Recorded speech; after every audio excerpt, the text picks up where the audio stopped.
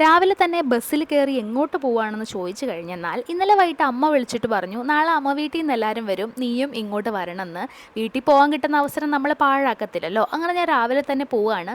പിള്ളേർക്ക് മിഠായിയൊക്കെ മേടിച്ചുകൊണ്ടാണ് പോകുന്നത്. 2 മിഠായി അവന്മാർക്കും 1 മിഠായി എനിക്കുമാണ്. പിന്നെ നമ്മുടെ വീട്ടിൽ പേര ഇല്ലാത്തത് കൊണ്ട് തന്നെ അപ്പുറത്തെ വീട്ടിലെ പേരയിൽ പോയിട്ട് നമ്മൾ പേരയ്ക്കയൊക്കെ പറിച്ച് കഴിക്കുകയാണ്. ഒരു മീഡിയം ലെവലിൽ പഴുത്ത പേരയ്ക്ക കടിച്ച് തിന്നാൻ എനിക്ക് ഭയങ്കര ഇഷ്ടമാണ്.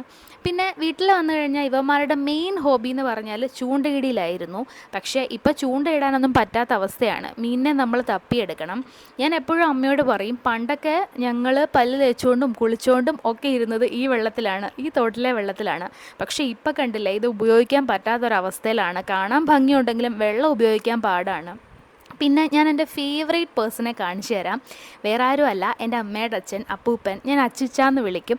ഞാൻ എന്ത് കുരുത്തക്കേട് കാണിച്ചാലും എന്നെ സപ്പോർട്ട് ചെയ്യുന്ന ആളാണ്. ഞാൻ എപ്പോഴും അമ്മയുടെ അടുത്ത് പറയും ജനറേഷൻ തെറ്റി ജനിച്ച ഒരാളാണെന്ന്. നമ്മുടെയൊക്കെ വൈബാണ് ആൾക്ക്. പിന്നെ വീട്ടിലേക്ക് മെയിനായിട്ട് പോകുന്നത് അമ്മയുടെ ഫുഡ് കഴിക്കാനാണല്ലോ. ചക്കപ്പുഴുക്കും മീൻ വറുത്തതും അച്ചാറും അമ്മ ഉണ്ടാക്കി വെച്ചിട്ടുണ്ടായിരുന്നു. പണ്ടൊക്കെ അമ്മയുടെ കൂടെ വീട്ടിൽ നിൽക്കുമ്പോൾ അമ്മയുടെ ഫുഡിനെ എപ്പോഴും കുറ്റം പറയുമായിരുന്നെങ്കിലും ഇപ്പോൾ വീട്ടിലേക്ക് ഓടിപ്പോകുന്നത് അമ്മയുടെ ഫുഡ് കഴിക്കാനാണ്. ഒരുത്തൻ വീഡിയോ എടുക്കുന്നതുകൊണ്ട് ഓടിപ്പോകുന്നു. പിന്നെ ഞാൻ അവന്മാരെ രണ്ടുപേരെയും പിടിച്ചിട്ട് വീഡിയോ ഒക്കെ എടുത്തു.